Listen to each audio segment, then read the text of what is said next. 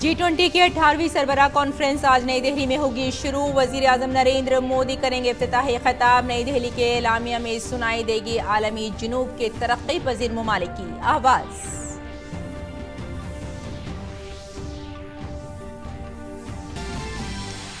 दो रोजा G20 सरबराह इजलास में आलमी मसाइल पर होगा गौर खौस। मौसमियाती तब्दीली, खुराक की बहरान और तवानाई की बहरान जैसे कई मसाइल का हल तलाश करने की होगी कोशिश।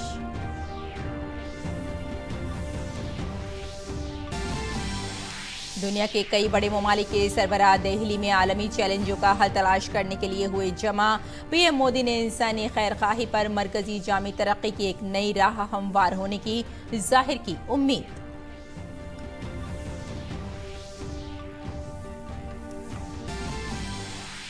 G20 सरबराह इजलास के मौके पर दो तरफा मुज़ाकरात का दौर जारी। वजीर आजम आज बरतानिया, जापान, जर्मनी और इटली के रहनुमाओं से करेंगे दो तरफा मुलाकातें।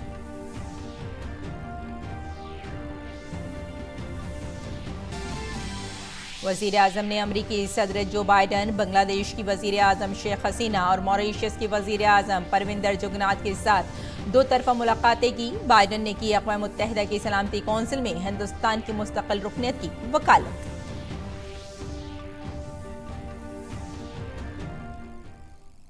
आदाब नाज़रीन, खबरनामे में आपका इस्तकबाल है। मैं हूं आपके साथ रेशमा फारूकी। आइए सबसे पहले बात करते हैं G20 इजलास की।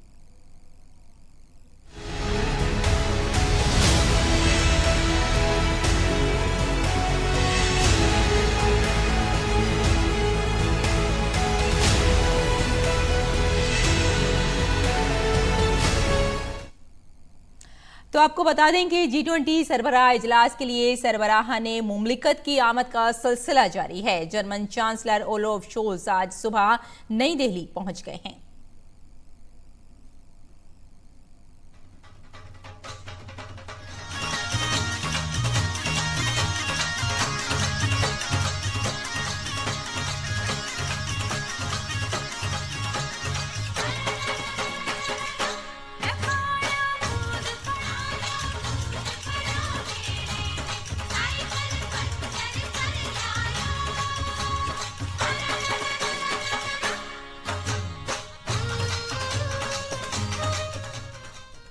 अठारहवां G20 सरबराह इजलास आज नई दिल्ली में शुरू होगा। कॉन्फ्रेंस का आगाज दुनिया की मारूफ मईशतों के सरबराहान मुमलिकत की मौजूदगी में होगा।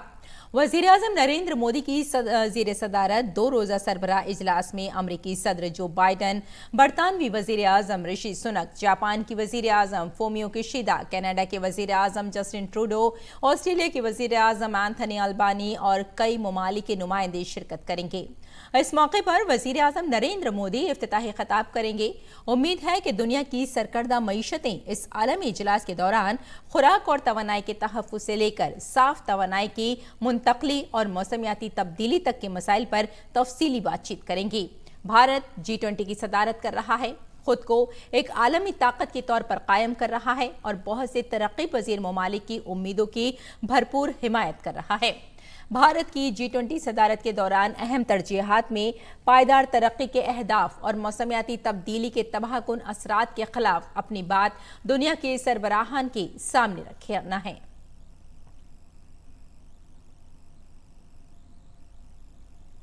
और नाजरीन, आपको यहाँ बता दें कि वजीर आजम मेहमानों के इस्तकबाल के लिए भारत मंडपम पहुंच चुके हैं। वो अपने मेहमानों का इस्तकबाल कर रहे हैं। बिल्कुल, वजीर आजम नरेंद्र मोदी पहुंच चुके हैं इस वक्त भारत मंडपम में और मेहमानों का इस्तकबाल भी कर रहे हैं। आप इस वक्त ये जो तस्वीरें देख रहे हैं उसमें आप देख रहे हैं कि मेहमानों की जो आमद है उसका सिलसिला शुरू हो चुका है।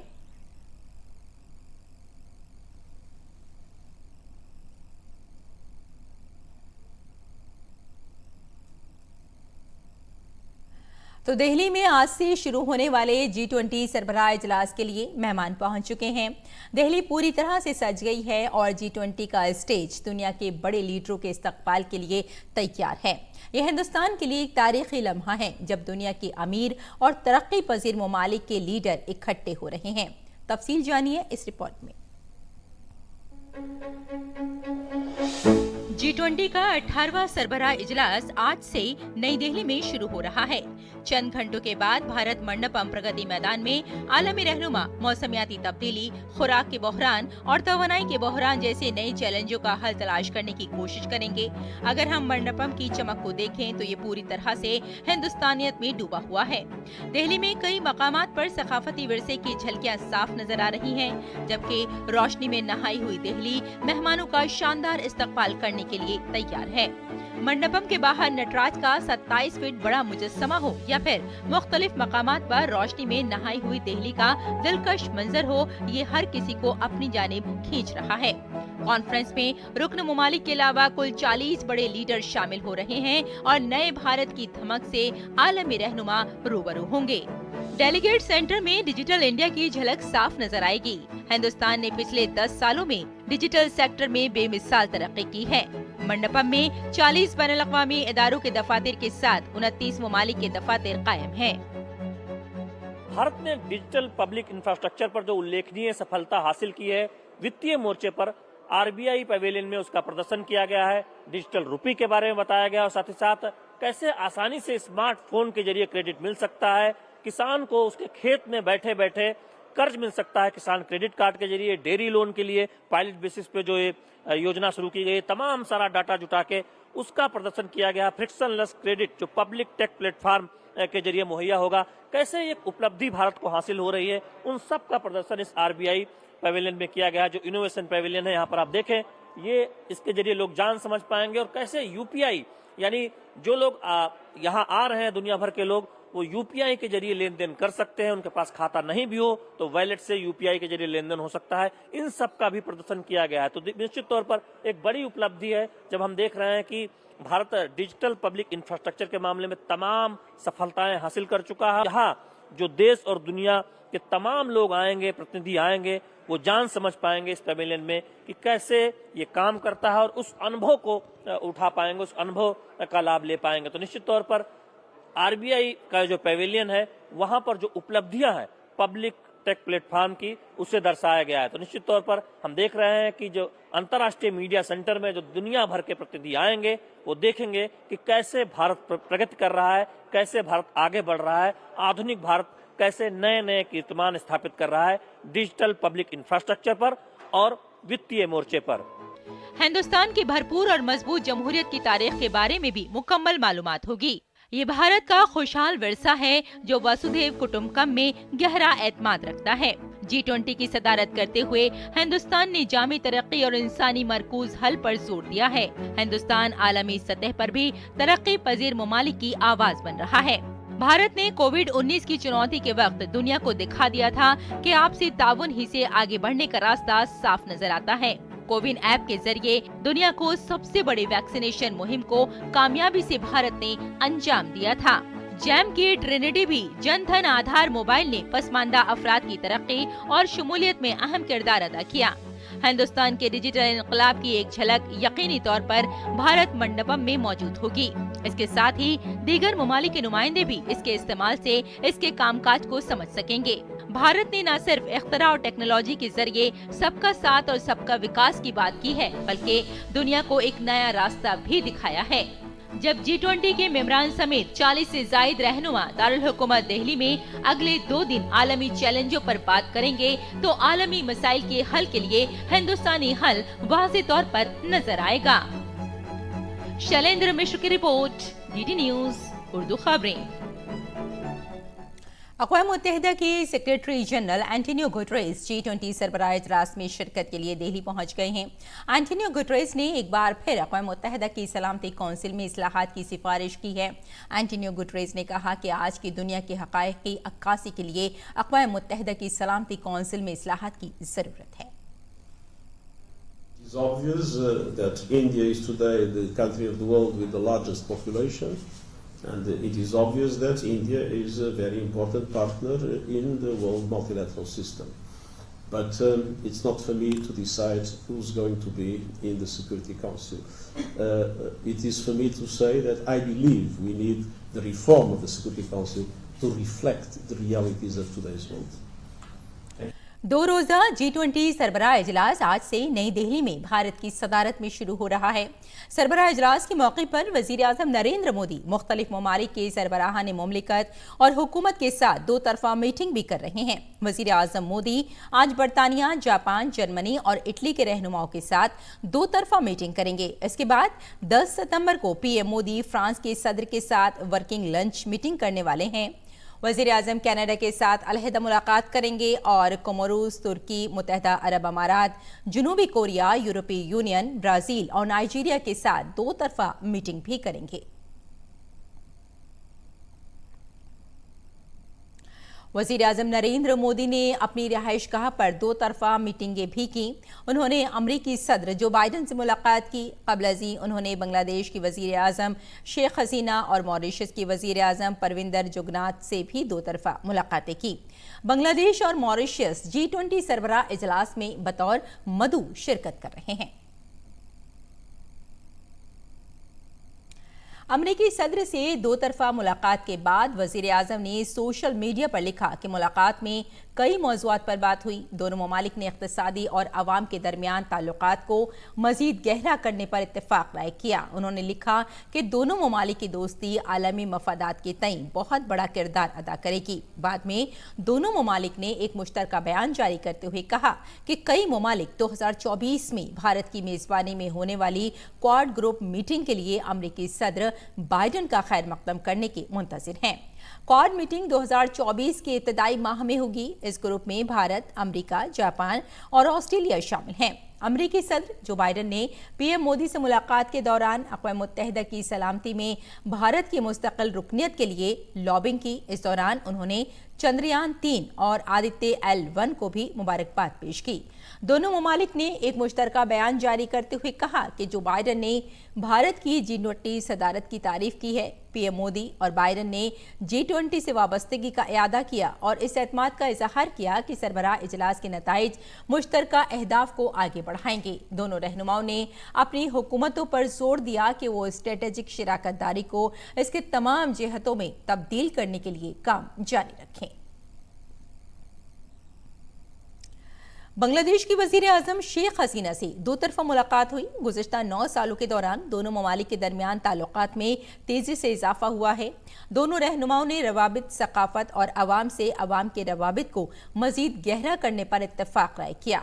वजीर आजम शेख हसीना से बामानी बातचीत हुई। मुलाकात के बाद वजीर आजम नरेंद्र मोदी ने कहा कि गुज़िश्ता 9 सालों के दौरान भारत और बांग्लादेश के ताल्लुकात में पेशरफ्त बहुत खुशगवार रही है।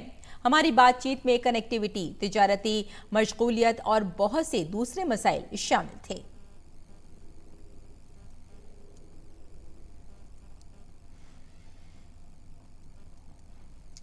इस दौरान वजीर आजम नरेंद्र मोदी ने मॉरिशस के वजीर आजम परविंदर जुगनाथ से भी मुलाकात की। दोनों ममालिक अपने सिफारती ताल्लुकात की 75वीं सालगिरह भी मना रहे हैं। दोनों रहनुमाओं ने इंफ्रा डेवलपमेंट, फिनटेक और सकाफती ताल्लुकात को मजीद मजबूत बनाने पर तबादला ख्याल किया। मॉरिशस भारत की सागर पहल का एक अहम मुल्क है। इस दौरान वजीर आजम ने इस बात का इयादा किया कि भारत ग्लोबल साउथ की आवाज़ बुलंद करेगा। वहीं वजीर आजम नरेंद्र मोदी ने कहा कि मेरी पीएम परविंद कुमार जुगनाथ से बहुत अच्छी मुलाकात हुई। ये भारत और मॉरिशस के ताल्लुकात के लिए एक खास साल है क्योंकि हम अपने मुल्कों के दरमियान सिफारती ताल्लुकात के 75 साल का जश्न मनाते हैं। हमने इंफ्रास्ट्रक्चर, फिनटेक, सकाफत और दीगर शोबों में ताउन पर तबादला ख्याल किया। इसके साथ ही मैंने ग्लोबल साउथ के मकसद को आगे बढ़ाने के लिए भारत के अज़्म को दोहराया है।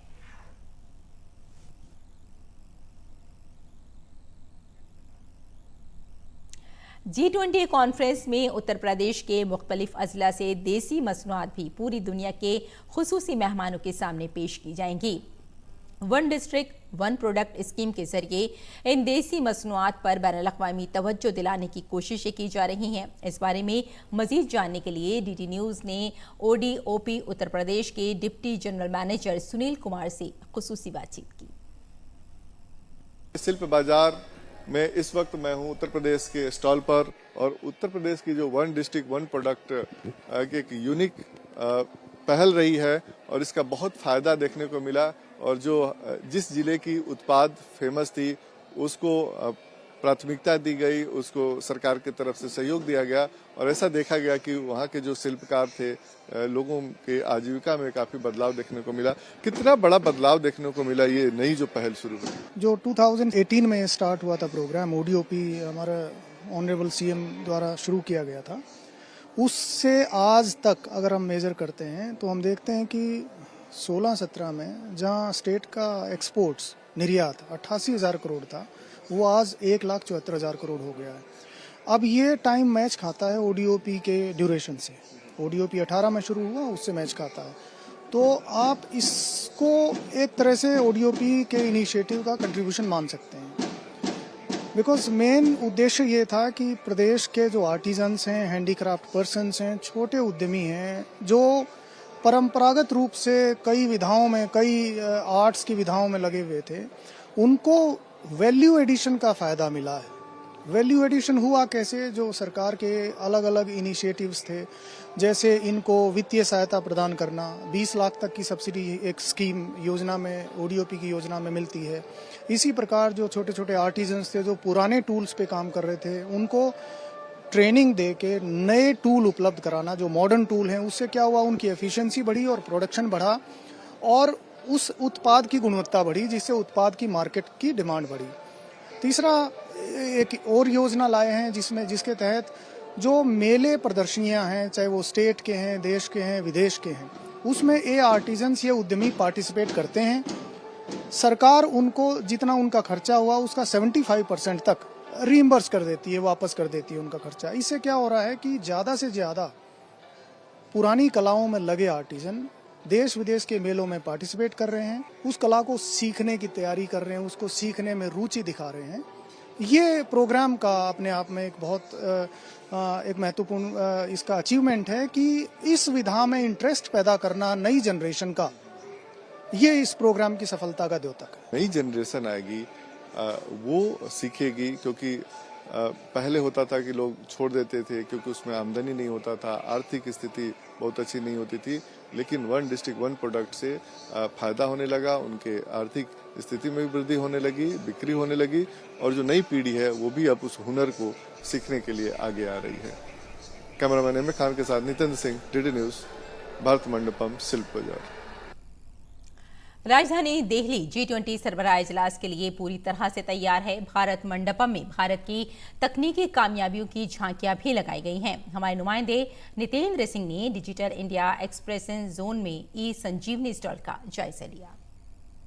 भारत मंडपम में डिजिटल एक्सपीरियंस जोन एक आकर्षण का केंद्र है और इसी डिजिटल एक्सपीरियंस जोन में ई संजीवनी नेशनल टेलीमेडिसिन सर्विस का एक स्टॉल है और ई संजीवनी का लाभ कैसे उठाएं, कैसे ये काम करता है, इस पर बात करने के लिए हमारे साथ है डॉक्टर संजय सूद। डॉक्टर साहब बताएं कि एक आम आदमी कैसे इसका लाभ उठा सकता है? ई संजीवनी जो राष्ट्रीय टेलीमेडिसिन सेवा है, ये स्वास्थ्य मंत्रालय की तरफ से सभी स्टेट्स और यूनियन टेरिटरीज में चालू की गई है और ये लगभग 1,20,000 हेल्थ एंड वेलनेस सेंटर्स में भी उपलब्ध है। भी अगर कोई नागरिक जो कि गांव में रहता है और जिसे आईटी उपकरण इस्तेमाल करने नहीं आते, वो अपने नज़दीकी हेल्थ एंड वेलनेस सेंटर पे जाके जो वहाँ के अधिकारी हैं, कम्युनिटी हेल्थ ऑफिसर, उनसे बात करके उन्हें अपनी मेडिकल कंडीशन बताते हैं, तो जो वहाँ अधिकारी हैं वो उसे कनेक्ट कर देते हैं। इस संजीवनी के ज़रिए उनकी प्रोफाइल बनाकर जो भी हब उस हेल्थ एंड वेलनेस सेंटर के साथ कनेक्टेड होती है, उस हब में डॉक्टर और अन्य विशेषज्ञ होते हैं और जो भी विशेषज्ञ की सेवाएं चाहिए होती हैं वो अधिकारी उसे पेशेंट के साथ कनेक्ट करवा देते हैं और वीडियो कॉन्फ्रेंसिंग के जरिए पेशेंट डॉक्टर के साथ बात करते हैं और डॉक्टर उनकी सारी जानकारी लेने के बाद एक ई प्रिस्क्रिप्शन जनरेट करते हैं, जो कि 2 या 3 मिनट में एक पेशेंट की तरफ वो जनरेट करके भेज दिया जाता है, जिसे कि अधिकारी डाउनलोड करके प्रिंट करके पेशेंट को दे सकते हैं या अपने मोबाइल में डाउनलोड कर लेते हैं और फिर उन पे लिखी गई दवाइयाँ वो पेशेंट को उपलब्ध करवा देते हैं। कोई मोबाइल पे अपना डाउनलोड करके इस संजीवनी का लाभ उठाना चाहे तो वो कैसे करें? ये इस माध्यम से भी ई संजीवनी उपलब्ध है। जैसे कि शहरों में रहने वाले नागरिक हैं जो आईटी अच्छी तरह से उपकरण अच्छी तरह से इस्तेमाल कर सकते हैं या उनके पास स्मार्टफोन्स वगैरह हैं, वो अपनी ऐप डाउनलोड करके अपना खुद को रजिस्टर करके और डायरेक्ट पेशेंट की इंफॉर्मेशन खुद डाल के वो ओपीडी सिलेक्ट करते हैं और जो भी ओपीडी जो भी सेवाएं उनको चाहिए होती हैं, इस पर तकरीबन 300 ओपीडी से ज़्यादा ओपीडी हमने सेटअप की हुई हैं, जहां पर कई बड़े अस्पतालों के भी डॉक्टर्स इसमें सेवाएं दे रहे हैं। कुछ एम्स के सेंटर्स के हैं डॉक्टर्स। हर स्टेट में अपने अपने तरीके से उन्होंने टाइमिंग्स दिए हैं। वैसे ई संजीवनी में आपातकालीन ओपीडीज भी चलती हैं जो 24 घंटे उपलब्ध रहती हैं। कितने लोग अब तक इलाज करा चुके हैं, कितने डॉक्टर जुड़े हुए हैं? इसमें अभी देश भर में 15.5 करोड़ के करीब नागरिक इसका लाभ उठा सके हैं, लाभ उठा चुके हैं और करीबन 2 लाख डॉक्टर्स और बाकी हेल्थ वर्कर्स इस पे ट्रेन होकर हमने ऑन बोर्ड किए हुए हैं। डिजिटल हेल्थ में भारत एक लीडरशिप की भूमिका में है और WHO के डीजी जब हेल्थ एंड वेलनेस सेंटर गए थे गांधीनगर में तो उन्होंने बाकायदा इसको देखा था और वो बहुत प्रभावित हुए थे और उन्होंने ये सलाह दी थी बाकी दुनिया के दूसरे देशों को कि इसको अपनाने की जरूरत है, क्योंकि इससे आने जाने में लोगों के समय की भी बचत होती है और पैसे की भी बचत होती है। और कोविड के बाद इसका बहुत प्रसार हुआ और ये आप देखिए 5 स्टेप है, 1 2 3 4 5। इन स्टेप के जरिए आप ई संजीवनी का लाभ उठा सकते हैं। तो अब फ्यूचर भी डिजिटल का है, तो आपके मोबाइल पे और बाकी जो दूर दराज के इलाकों में गांव में लोग रहते हैं वो इसका लाभ उठा सकते हैं। विशेषज्ञ डॉक्टर की सलाह ले सकते हैं अपने घर बैठे गाँव में ही। कैमरामैन एम ए खान के साथ Nitendra Singh, DD news, Delhi. G20 सरबराह इजलास से पहले वजीर खजाना निर्मला सीतारमण ने G20 ममालिक के वज़राए खजाना और बैनुल अक़वामी तंजीमों के सरबराहान के लिए एक इशाइये का एहतमाम किया। इशाइये में IMF के सरबराह और WTO के सरबराह भी मौजूद थे।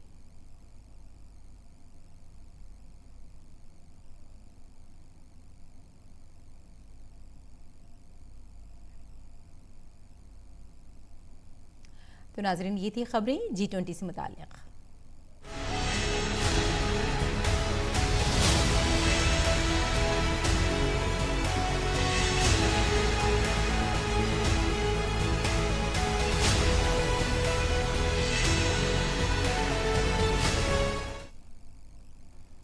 आगे बढ़ते हैं। दिल्ली NCR में एक माह से जारी गर्मी से कुछ राहत मिली है। दिल्ली के कई इलाकों में बारिश से मौसम खुशगवार हो गया है।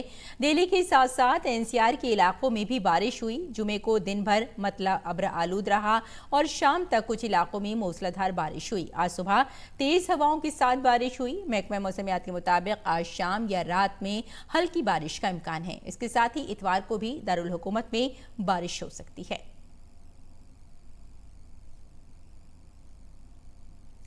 मराकश में 6.8 शद्दत के ज़लज़ले ने तबाही मचा दी है। कई इमारतें गिर गई हैं जबकि कई दर्जन अफराद के हलाक होने के इत्तलात हैं। ज़लज़ले की वजह से तकरीबन 151 अफराद हलाक हो चुके हैं। अमरीकी जियोलॉजिकल सर्वे ऑर्गेनाइजेशन के मुताबिक शुमाली अफ्रीकी मुल्क मराकश में गुज़िश्ता 120 सालों में ये सबसे ताकतवर ज़लज़ला है। मराकश की सरकारी मीडिया ने भी मुतादिद इमारतों के मुनहदिम होने और 100 से ज़ायद अफराद की हलाकत की तस्दीक की है। ज़लज़ले से मुतालिक कई वीडियो सोशल मीडिया पर तेज़ी से वायरल हो रही हैं। चारों तरफ अफरा तफरी का माहौल है। मराकश अफ्रीकी और यूरेशियन प्लेटों के दरमियान वाक़ है और अक्सर ज़लज़लों से मुतासिर होता है। 2004 में मराकश के शुमाल मशरक़ी इलाके अल हौसीमिया में एक ज़ोरदार ज़लज़ला आया जिसमें 628 अफराद हलाक और 900 से ज़ायद ज़ख्मी हुए थे। इस दौरान 1980 में मराकश के पड़ोसी मुल्क अलजायर में 7.3 की शिद्दत का ज़लज़ला आया था जिसमें तकरीबन 2500 अफराद हलाक और तकरीबन 3 लाख अफराद बेघर हो गए थे।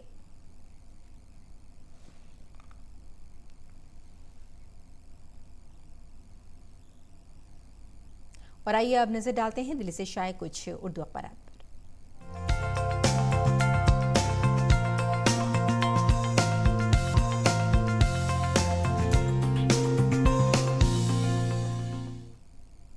तो सबसे पहले बात आइए कर लेते हैं रोजनामा राष्ट्रीय सहारा की। राष्ट्रीय सहारा के सफ़े अव्वल की सुर्खी है, कर्नाटक की खबर है, बीजेपी और जेडीएस के दरमियान लोकसभा इलेक्शन के लिए एक अहम समझौता हो गया है। और इसी अखबार से हमने अगली सुर्खी ली है। ज़िमनी असेंबली इंतखाबात के मिले जुले नताइज सामने आ रहे हैं। बताया जा रहा है कि बीजेपी की 3 सीटों पर फतेह है। और अब नजर डाल लेते हैं रोजनामा हिंदुस्तान एक्सप्रेस पर। हिंदुस्तान एक्सप्रेस की सुर्खी है G20 से मुतालिक शाहजहानी जामा मस्जिद को तिरंगा LED लाइटिंग से सजाया गया है और लोग इस मस्जिद को देखने के लिए आ रहे हैं। और अगली सुर्खी देख लेते हैं, वो भी G20 से मुताल्लिक़ ही है। चप्पे चप्पे पर दिल्ली में सिक्योरिटी है, ज़मीन से आसमान तक सख्त पहरा बताया जा रहा है ताकि मेहमानों को कोई परेशानी ना हो। और अब नजर डाल लेते हैं रोजनामा हमारा समाज पर। सैफ अंडर-19 चैंपियनशिप के लिए हिंदुस्तानी टीम का ऐलान हो चुका है। और इसी अखबार की अगली सुर्खी देख लेते हैं, चीन में रिकॉर्ड तूफानी बारिश, निज़ाम ज़िंदगी दरहम बरहम बताया जा रहा है। और अब नज़र डालते हैं अगली सुर्खी पर। माली की बात है, 2 दहशतगर्दाना हमलों में 49 शहरी और 15 फौजियों की मौत बताई जा रही है। तो नाजरीन, ये था अखबारात का मुख्तसर जायज़ा। और अब आइए जान लेते हैं मौसम का मिजाज।